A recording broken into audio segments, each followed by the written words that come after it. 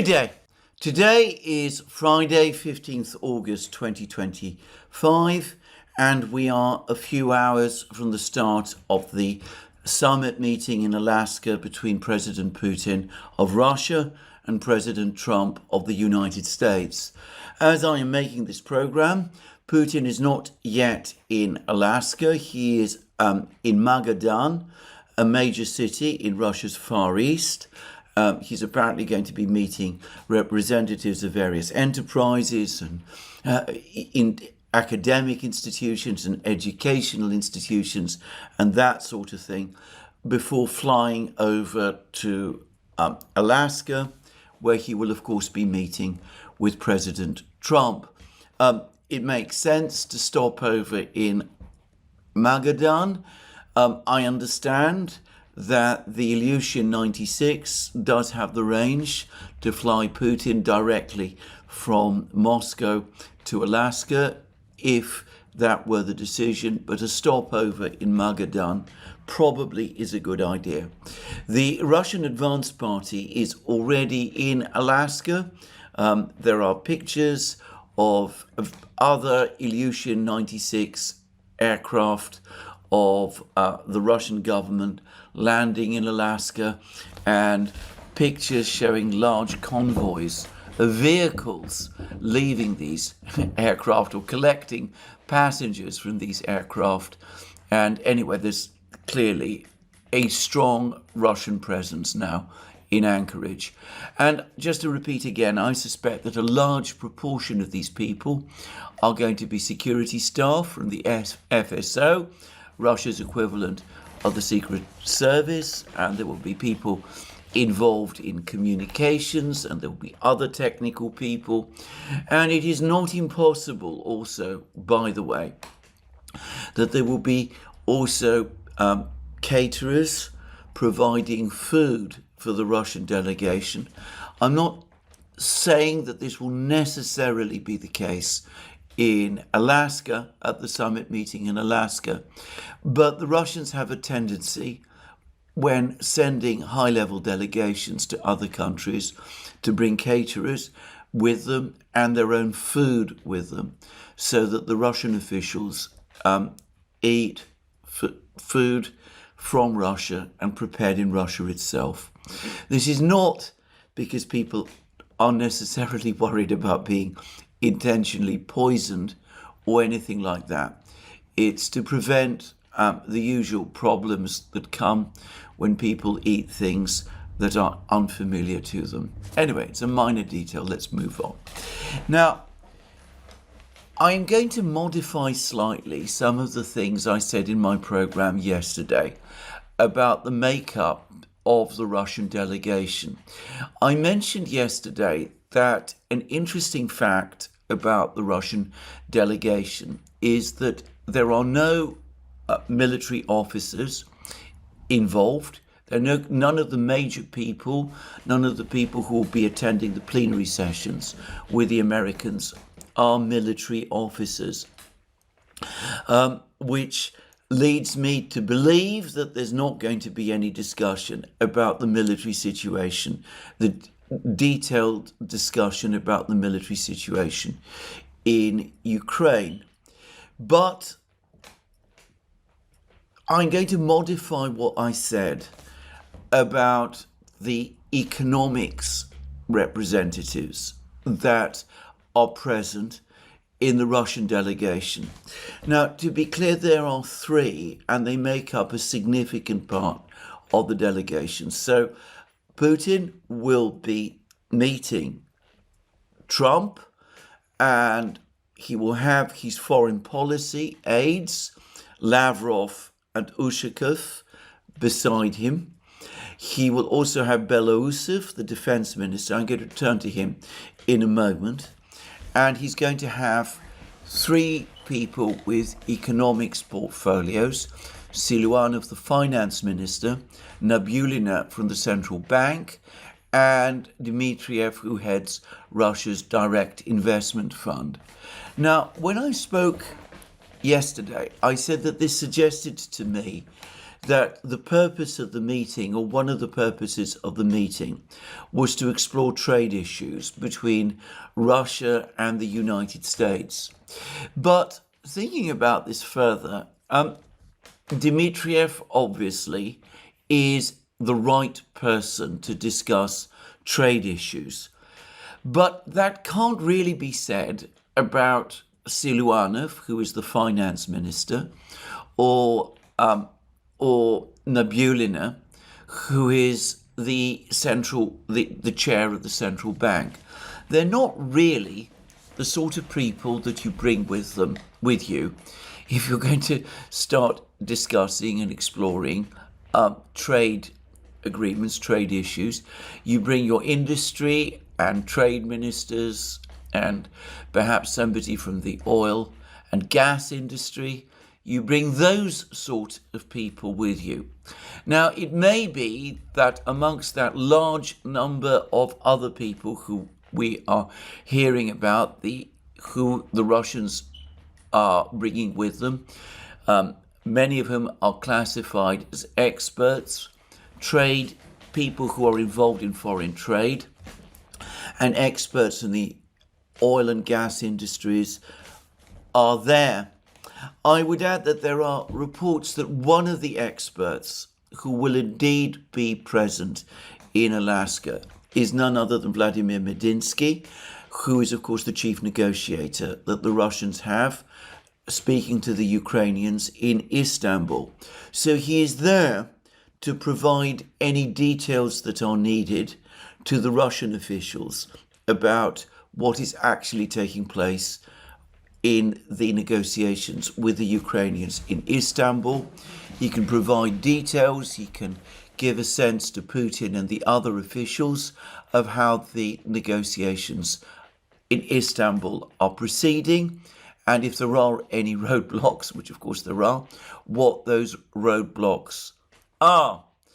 But again, to repeat, no major people from the trade and industry ministries. And that makes me think that, in fact, foreign trade is not going to be a major topic of discussion. Investment opportunities may be touched on. Dmitriev, of course, is there.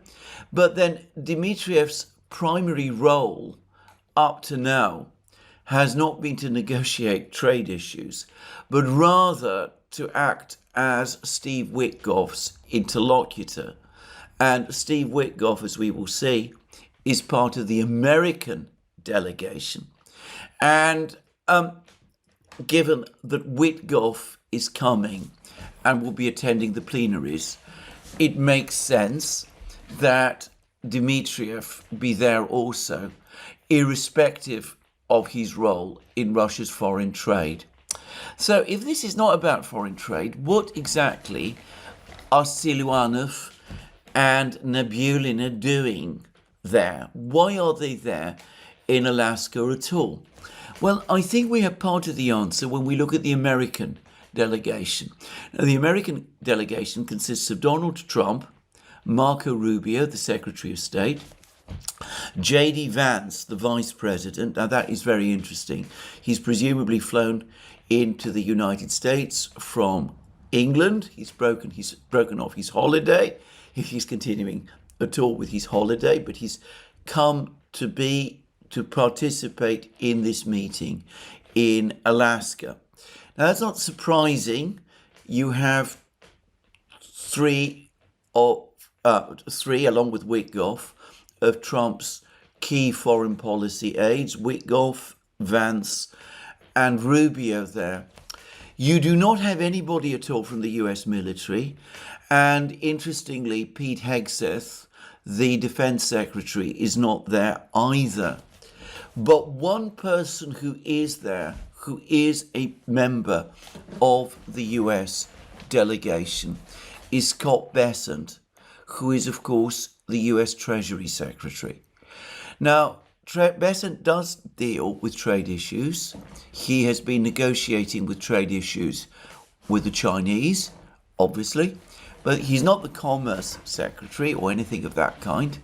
And though he is playing the leading role in economics matters, perhaps the most interesting aspect of what he is doing at the moment within the US government is that he's playing the key role in tariff policy. He's the key cabinet official within the United States dealing with tariff policy. And of course, as US Treasury Secretary, he's responsible for sanctions. And bear in mind that the department in Washington that both formulates the sanctions and then is tasked with enforcing them is a department of the US Treasury, which is of course which makes it of course subordinate to Scott Bessent. So I wonder whether the purpose of bringing Nabulina and Siluanov to Anchorage is for these two officials to explain, mostly to Scott Bessent, but perhaps to the other officials, other American officials also, including, of course, Trump himself and J.D. Vance and Rubio, the fact that sanctions policy and tariff policy is not going to have the impact on Russia that some people in the United States appear to believe.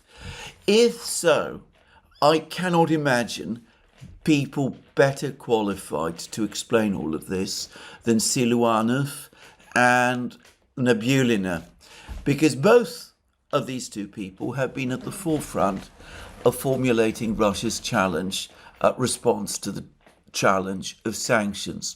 Siluanov can explain that tariffs and sanctions against Russia's oil industry are not going to have the crushing impact on Russia's budget that many people in the United States believes. He can explain Russian budget policy and explain to Scott Bessent himself that Russia's budget revenues are far more diversified than many people in the United States understand. And he can also probably explain that even if the maximum sanctions were imposed on Russia, and specifically on Russia's oil trade, the Russian budget would still nonetheless receive a significant amount of revenue from the oil and gas industry because of the way in which that industry is structured, the way in which the ruble devalues in the face of restrictions on Russian energy exports, and also because however strong the sanctions are, some Russian oil is always bound to get through and do so at a still higher price. And Nabulina can probably explain the same. There's been a lot of talk in the West, there's been articles about it in the Financial Times and Bloomberg, claims that the Russian banking system is under stress. There was even claims a few weeks ago in Bloomberg, which were picked up in the Financial Times, all based on anonymous reports, that some systemic Russian banks might require bailouts from the Russian government. Nabulina, who is in control of the Russian banking system to a much greater extent, for example, than Jerome Powell, the US Fed chairman, is in control of the US banking system. In the United States, the big banks ultimately play a decisive role in shaping the policy of the Fed. In Russia, it is the other way around.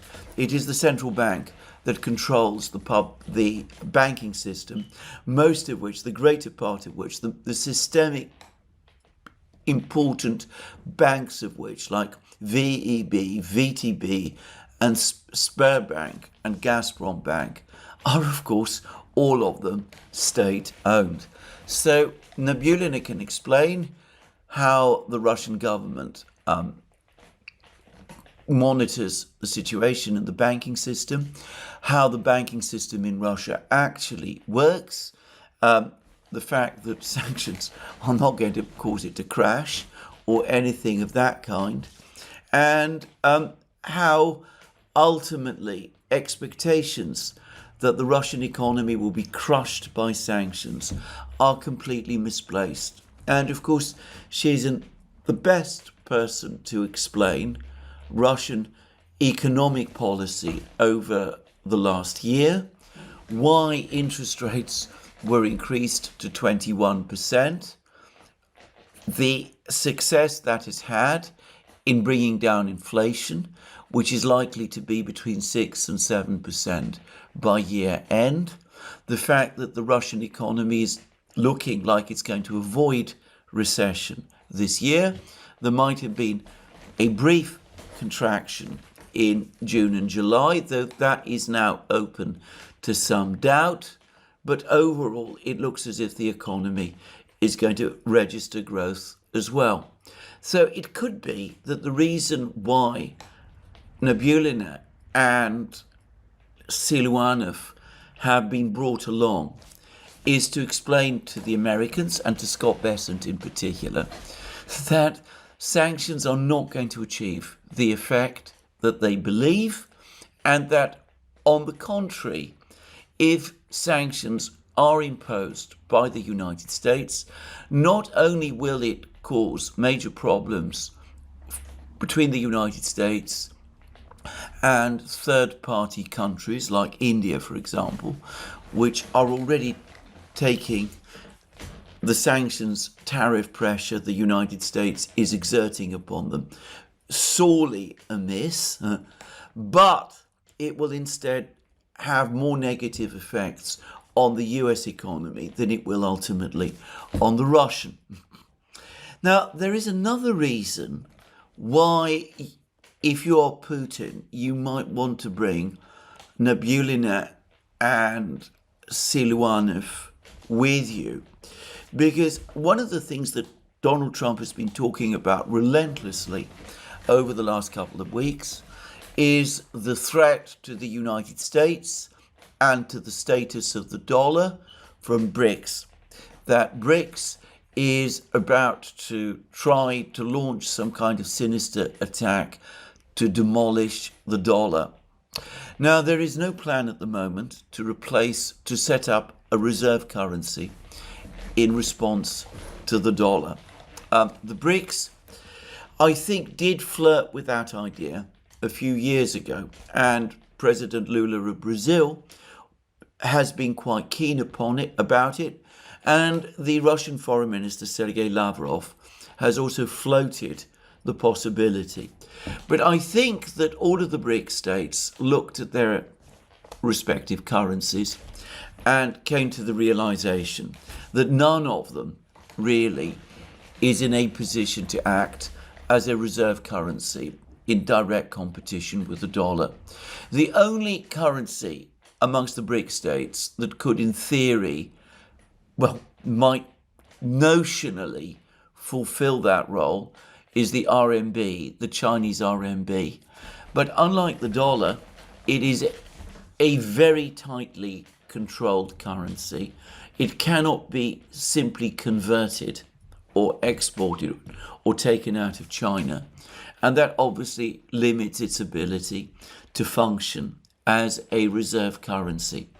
So what the BRICS are actually doing is not working to set up reserve currencies to displace the dollar. They are creating payment and trading systems to protect themselves from sanctions, from the kind of sanctions that the United States has been imposing. And the Russians, as we now know, have played the major role in devising these payment systems. And the agency that has played the major supervisory role in these efforts is, of course, the Russian Central Bank.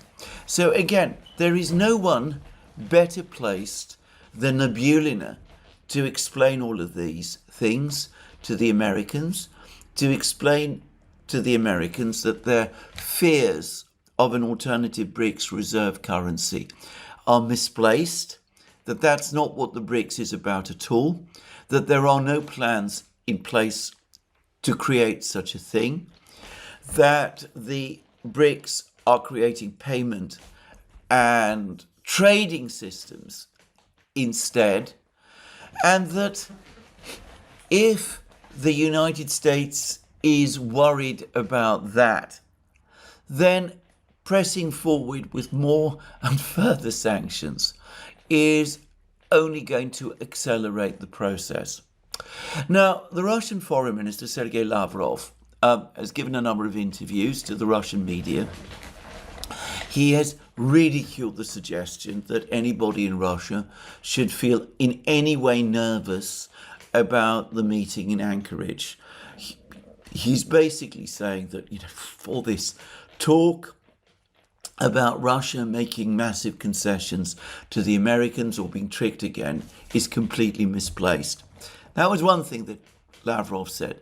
He also said, very interestingly, that the Russians, instead of having a plan to get some kind of result out of Anchorage, out of this summit, what they're going to do is that they're going to take the opportunity to set out their clear views about various matters, including, of course, the conflict in Ukraine, their clear and well-known views.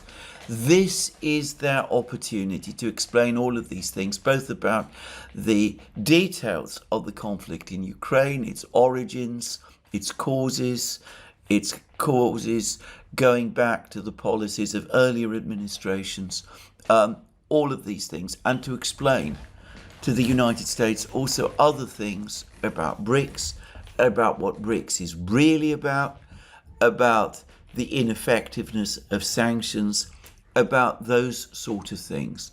So the intention, according to Lavrov, and it is consistent with what we can see of the Russian delegation, the purpose of the Russians is to explain things. They've had discussions with Witkoff. They're worried that Trump is only getting this information through Witkoff.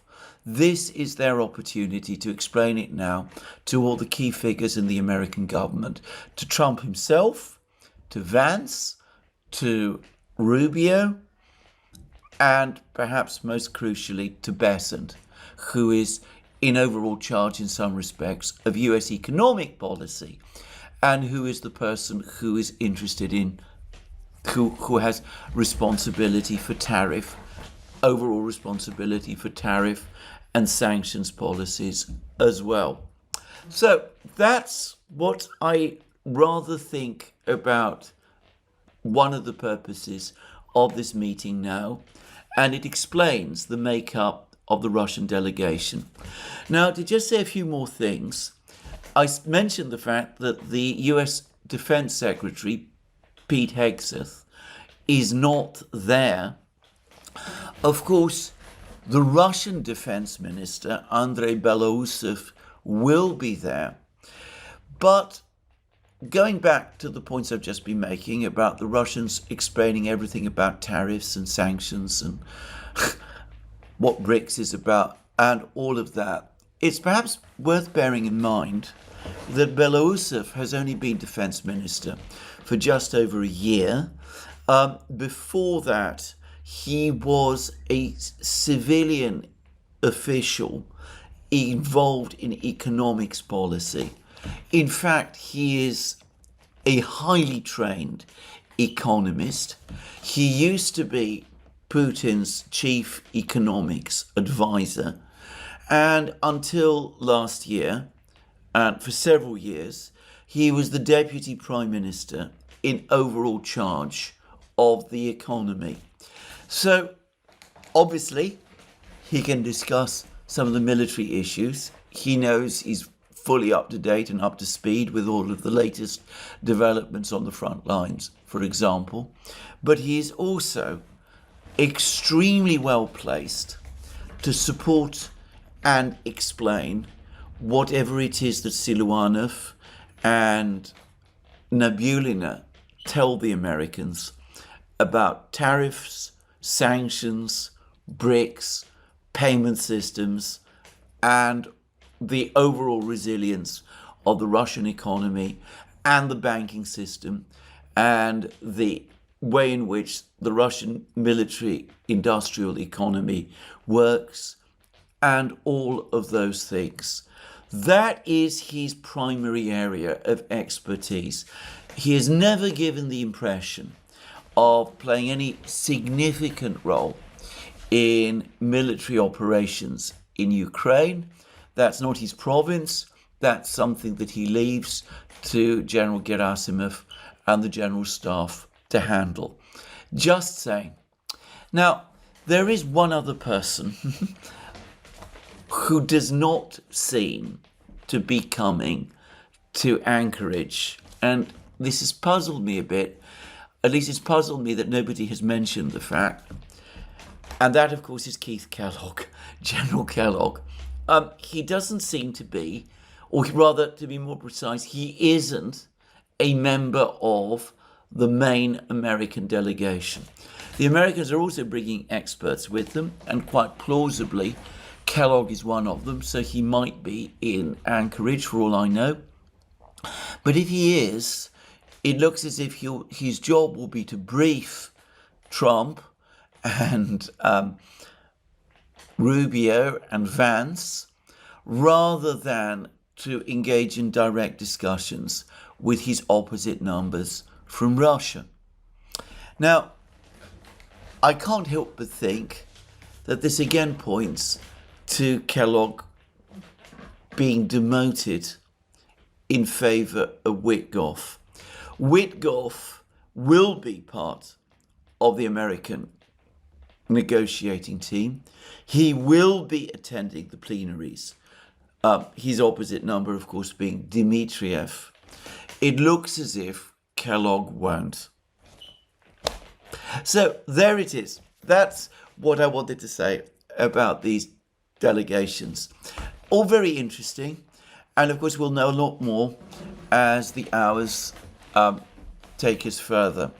Now, there have been some rather interesting comments from the American side. The White House has reiterated that President Trump does not want to impose sanctions, further sanctions, that this is not what he really wants to do at all. That reinforces my belief that that is not what President Trump is about. Now, I mentioned in my previous video that Trump killed the idea of Zelensky and the NATO Secretary General Mark Rutte turning up in Anchorage as well. The Americans, Trump made it very, very clear that they're not wanted in Alaska. They're not wanted at this meeting in Anchorage. It seems that Merz did bring up the topic of sanctions. He did again press the Americans to move forward with sanctions. Apparently he wanted the sanctions imposed before the meeting today took place. An extraordinary demand, by the way. And anyway, he wants the Americans to threaten the Russians with sanctions over the course of this meeting that's going to take place today. And as I've said, the Russians have the right people to respond to any threats of that kind. Belousov, Nabulina, and Siluanov are the right people to explain to the Americans why any sanctions threats that they're going to make simply won't work. But barely reported in the media was a comment by the US Treasury Secretary Scott Bessent, the man who will be talking to all of these Russian officials later today, and who is, as I said, in charge of American tariff and sanctions policy. He said that he's basically tired of the way in which the Europeans talk about sanctions all the time. He said they should put up or shut up. Those were apparently the words he used. put up or shut up. He talked about the Europeans, in other words, with a level of dismissiveness which up to now Donald Trump has been careful to avoid himself. So I get the sense that the Americans are gradually coming to understand that sanctions are really a road to nowhere, that they're not going to work with the Russians, that this is hopeless to think that sanctions will work with the Russians. And as I said, if they still have those ideas, the Russians have brought to Anchorage, to Alaska, those officials in the Russian government who are best informed about sanctions and their consequences, and who are best positioned to explain to the Americans why the sanctions won't work. Anyway, this is all I'm going to say today in this program about sanctions, tariffs, and all of that. This has taken up a huge amount of time. It's created an enormous amount of noise. In fact, there continues to be a huge amount of noise in Europe altogether about the situation and about the conflict in Ukraine and about the summit. El País, the Spanish newspaper, talked about how the situation, the Europe and Ukraine are going to hold their breath and things like that. Absurd claims, in my opinion, but anyway, that's some of the things that have been said. And in Europe, but as I'm going to discuss later in this program, it also looks increasingly as if there is a growing, gradual, grudging recognition, at least in Britain, maybe for the first time, that the war in Ukraine is effectively lost, that the Russians have won, and there is perhaps the first glimmers of public acknowledgement of that very fact. Anyway, let's just press on and discuss now what I think is the very important situation which is playing out on the battlefields in Ukraine, because we're starting to get further information about what is happening on the battlefields, and it is, for Ukraine at least, it is coming across to me as straightforwardly disastrous. Now, I discussed over the previous two programs how the Ukrainians have moved some of what are, formally speaking, their best, most elite units to the Pokrovsk area to contain the Russian advance that has been taking place there, northeast of Pokrovsk. And yesterday, we got reports that the Ukrainians had launched counterattacks to try to push the Russians back from the positions that they had captured northeast of Pokrovsk, this famous advance that the Russians have made all the way up to that village of Zoloty Kolodias. Well, there have been reports circulating for several hours now, at least there were already reports circulating when I made my program yesterday, that the Ukrainians had indeed launched counterattacks to try to roll the Russians back, and that those counterattacks were unsuccessful. There was a big report about this again last night, coming from Radovka.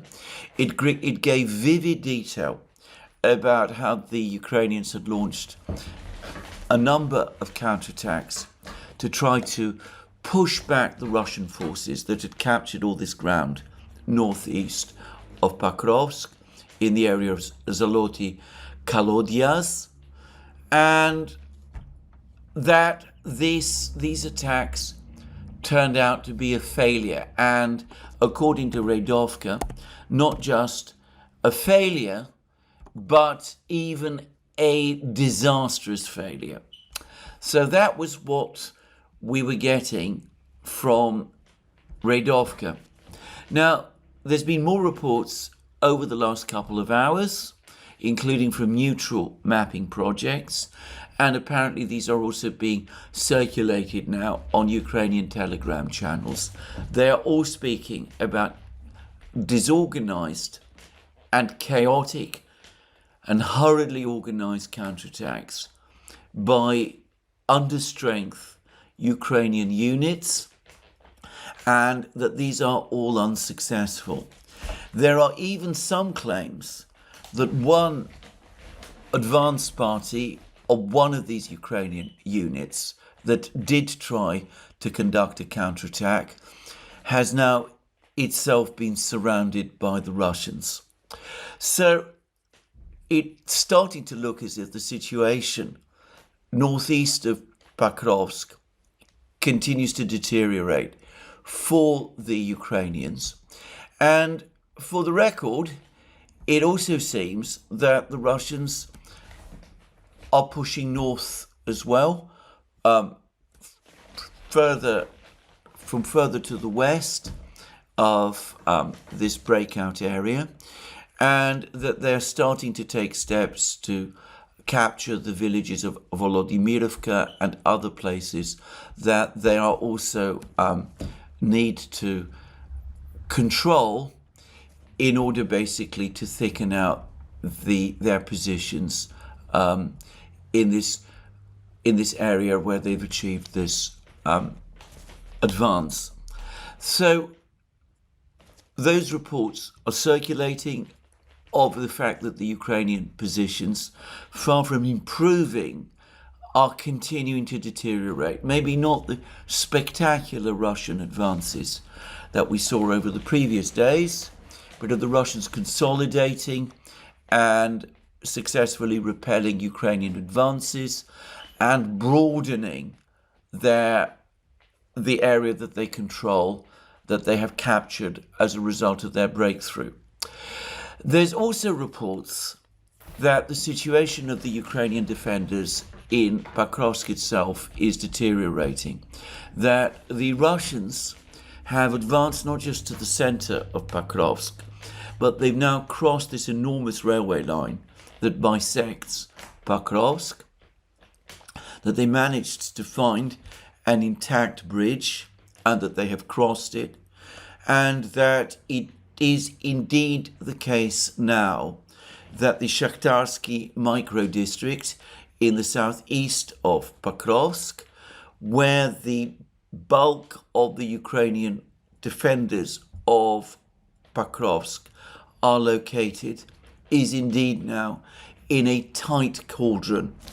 There's been less information, by the way, about whether the Russians are indeed advancing on Grishine, the village to the northwest of Pokrovsk,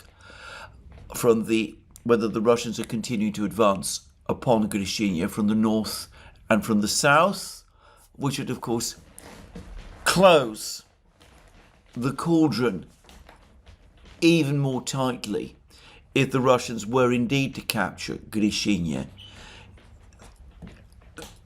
Ukrainian troops who are presumably located outside Pokrovsk or in the northeast of Pokrovsk to try to support the main defense group in southeast of Pokrovsk would in that case be cut off as well. Anyway, there's been less news about that, but it does seem, as I said, as if the Russians have crossed the railway lines in Pokrovsk and that the Ukrainian defenders in Pokrovsk are in effect caught in a cauldron. But I've now received a private report from somebody who has a military background and who has close contacts with the Russian army, and I've communicated with this person in the past, and I've no doubt that what he tells me here is true. Anyway, when I say close contacts with people in the Russian military, I mean with actual frontline soldiers who are fighting on the battlefields. And this person has described to me Russian tactics and strategy in the Pokrovsk area, and he's given me an extraordinary picture of what is going on. According to him, the Russians are all over Pokrovsk.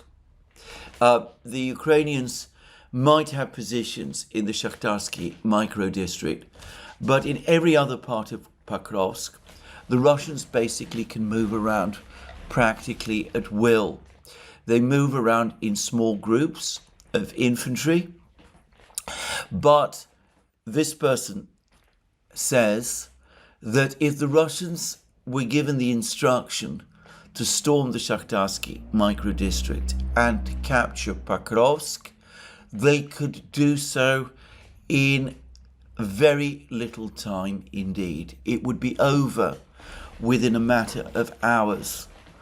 He also says that north of Pokrovsk, the Russians have established an extraordinary spider's web of sabotage and groups and light infantry groups and special forces groups roaming across the countryside, the open countryside, northeast of Pokrovsk.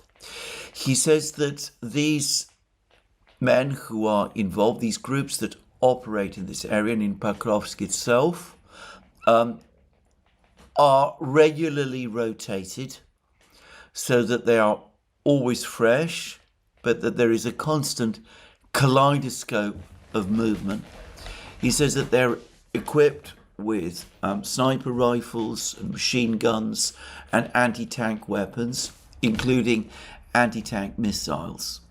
And he says that they are under instructions to allow Ukrainian reinforcements to continue to enter Pokrovsk, because the Ukrainians can send men into Pokrovsk, but they cannot bring them out again. Any Ukrainian soldier, any Ukrainian unit which enters Pokrovsk now is in effect inside a spider's web. It's going into the spider's web. It can enter, but it cannot get out. And he says that incomprehensibly, the Ukrainian command continues to try to send reinforcements into Pokrovsk, even though these reinforcements get ambushed and in many cases killed, and that this is simply bleeding the Ukrainians altogether. He gave very detailed accounts of how these Russian units, small units that are operating across the fields and in Pokrovsk itself, now have extremely resilient communications with the advanced Russian command positions, how they're tightly integrated with drones so that they know where the Ukrainians are because of information provided to them continuously by surveillance drones, Russian surveillance drones that are constantly operating over the battlefield, and some of which specifically provide information to specific units. He said that the Russians also have now become very skilled at integrating their attacks on Ukrainian infantry positions or armoured positions with their drones and their infantry. And on top of everything else, I've heard reports that the Russian Air Force is also very active in this area, and that the bigger formations, the bigger Ukrainian formations that try to assemble around Pokrovsk are immediately targeted by the Russian fighter jets, the Sukhoi 34s, dropping or launching their precision-guided winged fab bombs against them, often from significant distances, and that these bombs are causing terrible damage to these Ukrainian units scattered across the fields north of Pokrovsk, often very uncertain what they're doing and facing constant jamming of their communications. And I've received, or rather come across, other news from open sources. It seems that the Russian infantry are now heavily equipped with laser devices, handheld laser devices, some of them imported from China, others apparently manufactured in Russia itself. These laser devices apparently are used to burn out or blind Ukrainian drones, and apparently they are proving very effective, and in this area it is the Russians who have the advantage as well. And there is an extraordinary, very interesting report from TASS, the official Russian news agency, which says that one of the reasons why the Russian Air Force is now able to roam increasingly across the front lines is because the Ukrainian air defenses have essentially broken down, and that the Western air defense systems are becoming increasingly ineffective, and incredibly that the Russians are able to shoot down, or increasingly succeeding in shooting down, Ukrainian air defense missiles launched to shoot down Russian aircraft. This is the TASS report. The Ukrainian army's attempts to limit the strikes by Russian aerospace forces aircraft with the help of Western-made surface-to-air missile systems are thwarted by Russian air defense weapons. In the course of the special military operation, combat crews of Russia's air defense systems successfully intercept Western-manufactured surface-to-air missiles attacking Russian operational tactical aircraft that carry out sorties to destroy the enemy on the ground and in the air. And the source, a defense industry source, has said that the Ukrainian army has been actively using interceptor missiles of the S-200 SAMP-PT, that's an Italian-French system, and Patriot surface-to-air missile systems against Russian Sukhoi 34 and 35 Sukhoi 35 aircraft. Over the past 18 months, Russian air defense crews have intercepted nearly 24 Western-made surface-to-air missiles, attacking Russian aerospace forces at supersonic speeds of up to Mach 3.5.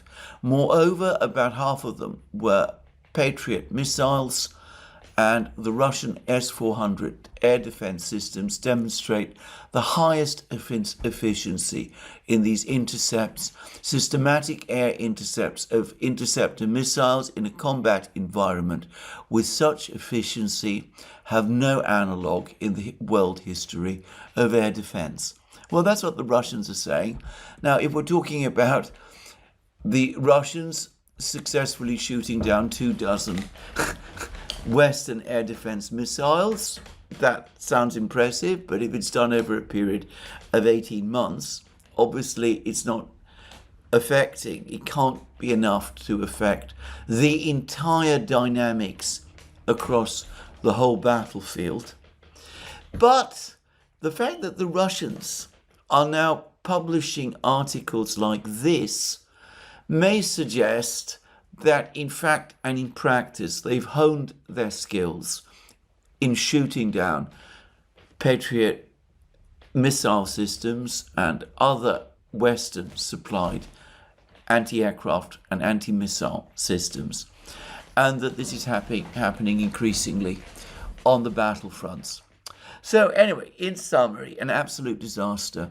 And the person who contacted me and who provided me with many of the details that I've just discussed says that Ukrainian losses in the Pokrovsk area are horrendous, and by contrast, Russians' losses are very light.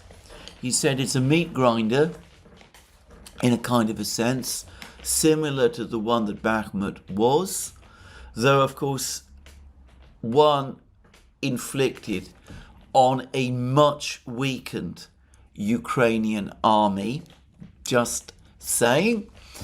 But of course, the thing about the Bakhmut meat grinder is that, as we now know, the Russians did suffer significant losses during the Battle of Bakhmut, as, by the way, this source told me at the time. Whereas this time, this source says that the Russian losses are relatively light, are very light. And to repeat again, he is baffled by the Ukrainian strategy, by the way in which the Ukrainians are throwing men and machines into the Pokrovsk area, into this trap that the Russians have laid out.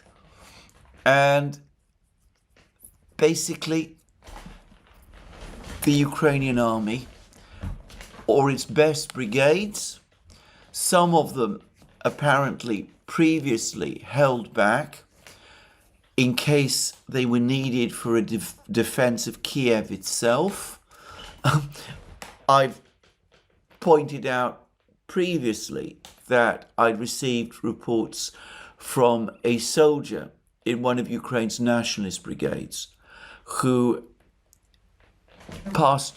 sent information to me that in his brigade, the brigade was being trained and prepared for an eventual defense of Kiev itself.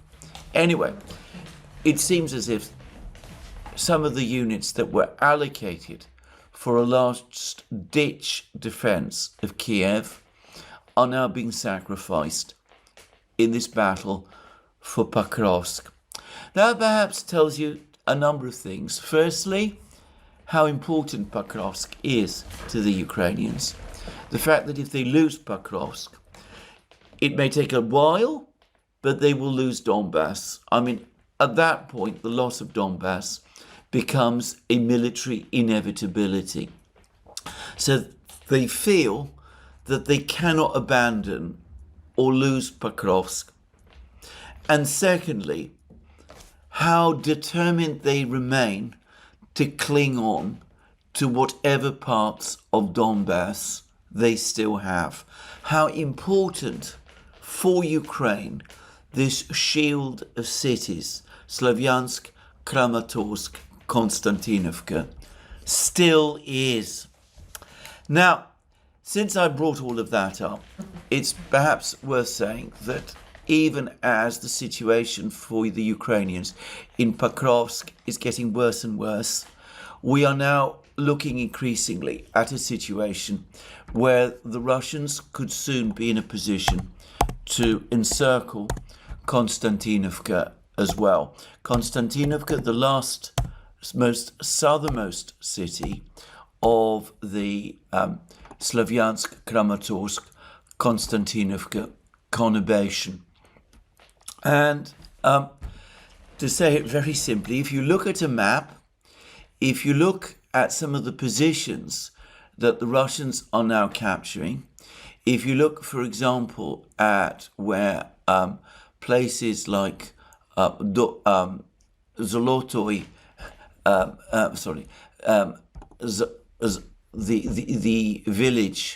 the villages to the north of Pokrovsk, Zolotoy, Kolodyez, are located. They are to the north of Konstantinovka as well, and they are well positioned to capture the places located north of Konstantinovka, in particular a town called Druzhivka, which lies on the main road from Konstantinovka to the much larger town of Kramatorsk. Kramatorsk is the biggest of the three towns. It's bigger than Slavyansk and Konstantinovka. And if the Russians were to capture Druzhivka, then Kramatorsk would in effect be surrounded. Now, I'm not saying yet that that is where we are. I mean, it may be that we won't actually see that happen. It may be that it won't turn out in that exactly in that sort of way. But then again, one doesn't fully know. It may be that that is indeed exactly what we're going to see start to happen over the next couple of days or weeks. Certainly, it's starting to look as if the direction of the direction of events is beginning to point in precisely that way. Zaloty Kolodyaz, some of these other villages that the Russians are said to be trying to capture, Poltavka, Shahove, and whatever, places to the west of Bilitska and Rodinska are close to Druzhivka. And the Russians are also well positioned to attack Druzhivka because they now also control Chasiv Yar, and there are reports that they are advancing westwards from Chasiv Yar, also weaving towards Druzhivka itself. So Konstantinovka is already surrounded, in effect, from the south, where the Russians are now mopping up the remaining Ukrainian defences around the Kliban-Bik reservoir. Konstantinovka is in effect surrounded from the west. It's surrounded from the east because the Russians now control Chasiv Yar. It could be that the Russians might before long be in a position to encircle it from the north also, just as they managed to do with Pokrovsk. I remain of the view that the Russians will not attempt such an operation against Konstantinovka, an encirclement operation against Konstantinovka, until they've finished with Pokrovsk. But then they are very close to finishing with Pokrovsk, and as we see, they are destroying much of the Ukrainian army north of Pokrovsk as well. So it could be that after the fall of Pokrovsk, if there is no truce, which is looking unlikely at the moment, we will see the encirclement of Konstantinovka play out. So that's the future, perhaps, of the battles in Ukraine. And perhaps at this point, we can also address what's happening briefly in other places. Perhaps the most important news comes from the Kupiansk, Liman, Siversk area. There is no doubt any longer that the Russians do indeed control the village of Torske to the west of Siversk and to the east of Liman. That is no longer, I think, disputed anymore. It seems that the Russians have indeed captured most of Zarychny, and there are reports that they're also pushing south from Torske to the next village to the south, the village of Yampol, which, were it that to happen, would mean that Siversk itself would effectively be encircled. It looks to me as if all of the villages to the north and east of Liman are about to fall. And before long, that the assault on Liman itself will begin. If the villages to the north and east of Liman fall, that will mean that the villages to the north and west of Siversk will have fallen also, and the assault on Siversk can also begin. In my opinion, these two towns, Liman and Siversk, are equally vulnerable as a result of these Russian advances. It's quite likely that the entire Ukrainian defense in this area will collapse together. And further north as well, there are now reports that the Russians have captured the village of Petropavlovka, which is located to the southwest of Kupiansk. It's increasingly looking as if Kupiansk itself is under immense pressure. The Russians apparently already control the north of the town.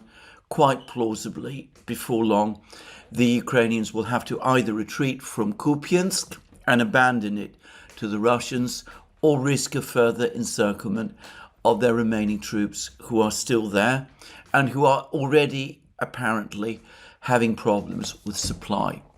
So, a massively deteriorating military situation.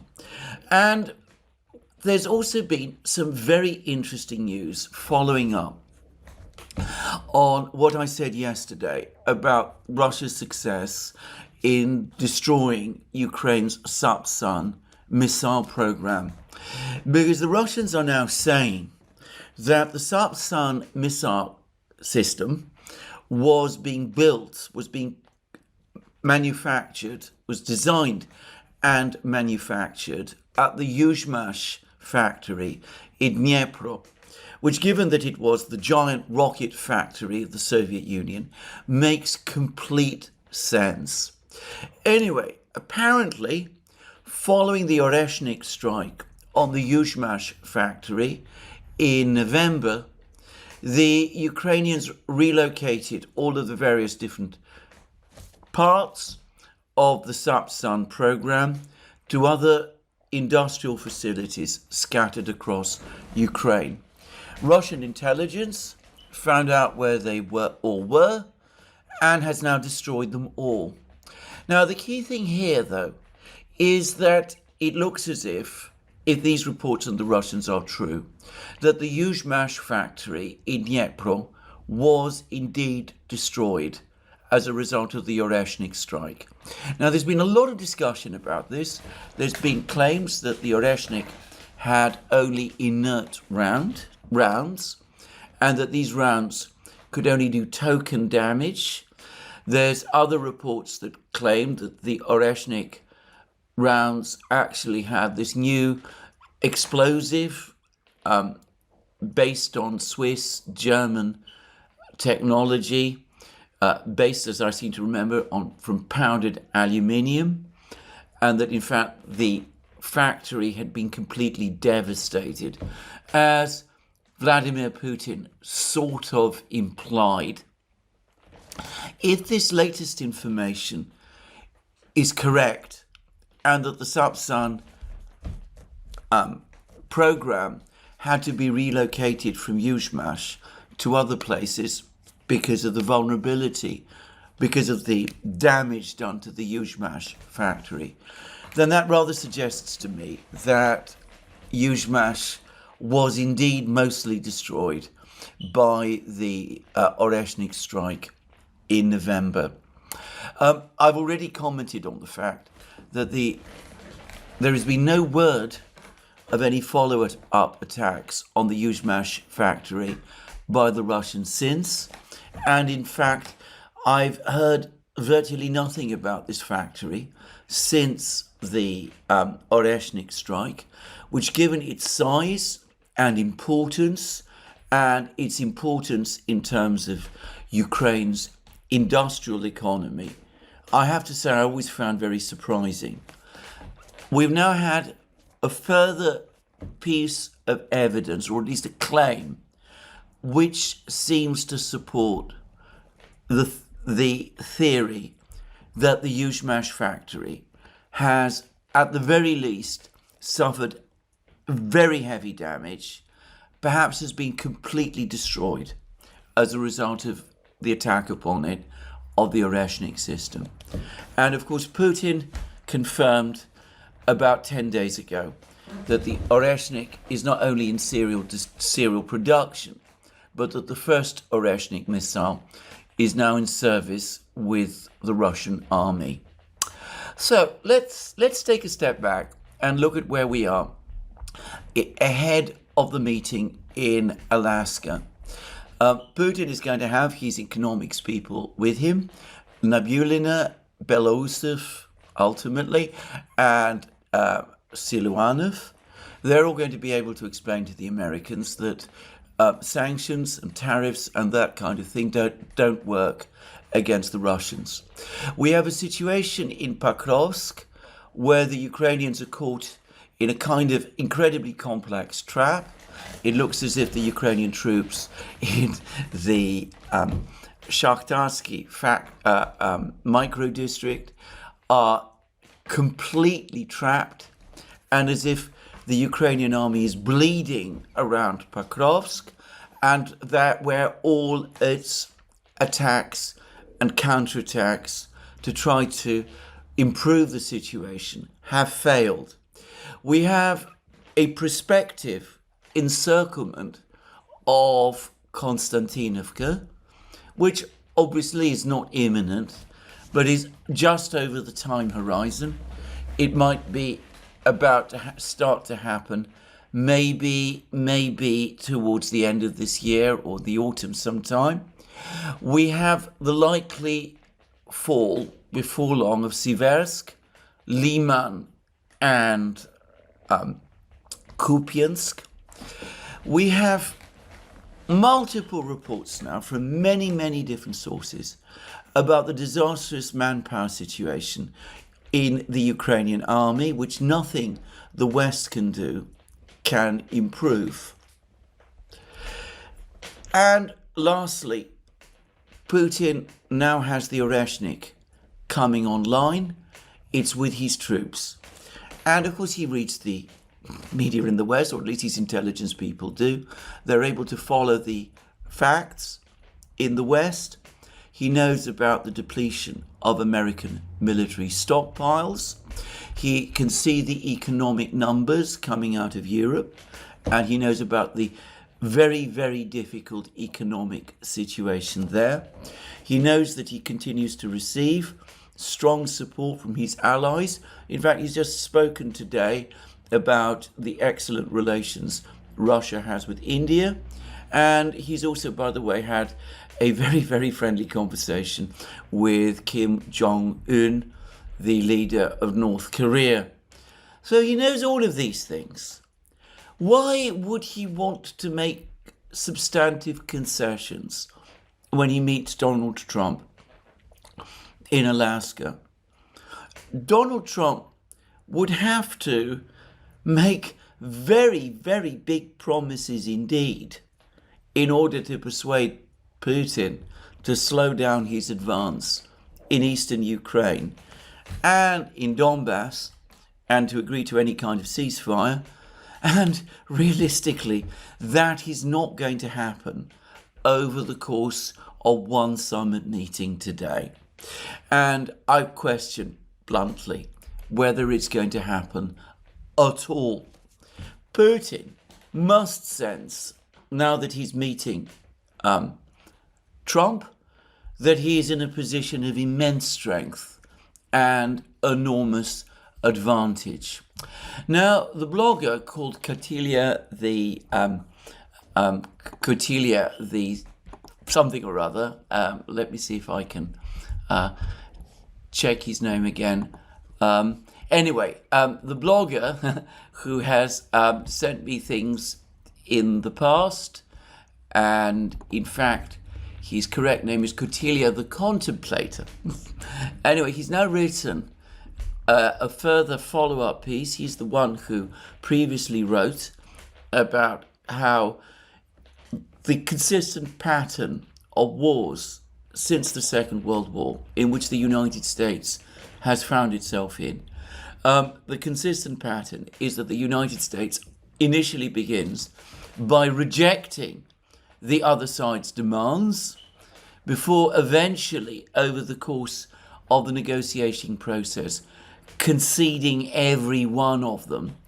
Anyway, Coutinho the Contemplator basically makes these very same points about the forthcoming summit in Alaska.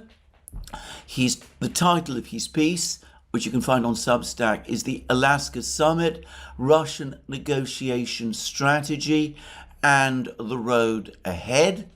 Putin is coming to Alaska to formalize on paper what Russia already holds on the ground. In fact, more than that. So the point is that Putin is coming to Alaska in a position of immense advantage, and he knows it. And he's hardly the kind of man at this point in his career. He's been in power now in one form or another in Russia for 25 years.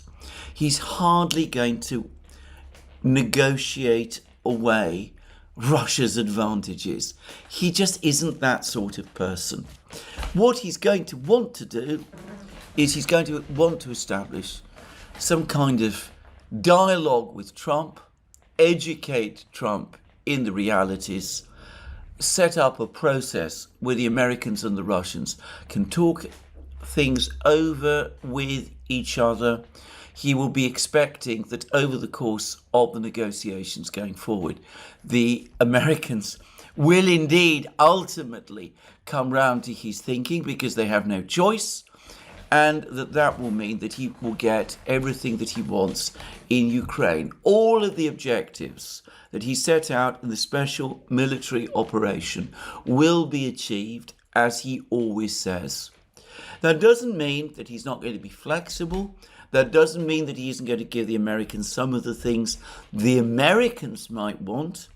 Access to Russian rare earths, or at least access to the Russian oil and gas complex. I mean, this was something that the Russians were already willing to do before the Ukraine crisis began in 2014. Just saying. And a long-term dialogue with the Americans and arms control with the Americans, all of which, of course, is also to America's long-term advantage. So I suspect Putin is going to be more than happy to do all of those things in the long term. He will want to resolve this problem of Ukraine with the Americans eventually, so that he can establish that dialogue with them. But he is not going to concede substantively on any of the things that he set out in his speech to the Foreign Ministry of the 14th of June 2024. And there is no word or hint from the Russians that he has any such intentions. Just saying. So that's my own assessment of the situation up to now. Obviously, when two leaders meet, there's always some degree of unpredictability, especially when one is dealing with people like Putin and Trump. Trump is always unpredictable. Putin is not above giving us surprises. So it's possible that something might come out of the summit that I don't expect. But to repeat again, I find it very difficult to see why in this situation Putin would be interested in negotiating away Russian advantages. Now, I will just finish by saying that it's also becoming increasingly clear to me that the British especially are now starting to come round to understanding that the war in Ukraine is lost. I was provided by a member of the Duran community with an extract from a video from Times Radio. Times Radio, the Times in question is, of course, the London Times. And it's a quote from a Times correspondent, John Loff. And he says, I was talking to a British official about a year ago, 2024, who is well acquainted with what is going on in Ukraine, who said to me, there's actually not much we can do because the Ukrainians are losing slowly. And that's probably the best we're going to be able to get to. In other words, this British official, already knew in 2024 that Ukraine was slowly losing the war. Just to say, in spite of that, the British continue to insist that the war continue, even though that they knew that Ukraine was losing it. I spoke about the West's cynicism the European cynicism in my programs yesterday. Well, there you have a further example. But going to the Telegraph, the Daily Telegraph this morning, the authentic voice, as I say, the purest distillation of the thinking of the British establishment. What do I see but an article by Sherelle Jacobs, a well-connected journalist, by the way. Ukraine has lost. Britain must now prepare for Russia's next onslaught. Let's drop forlorn hopes of a Kiev victory. We now need to ensure that the West can defend itself. It's time to put outrage, passion, and wishful thinking aside and face facts in what may well go down in history as the West's gravest foreign policy failure of the 21st century. Ukraine has lost the war against Russia. That's the Daily Telegraph.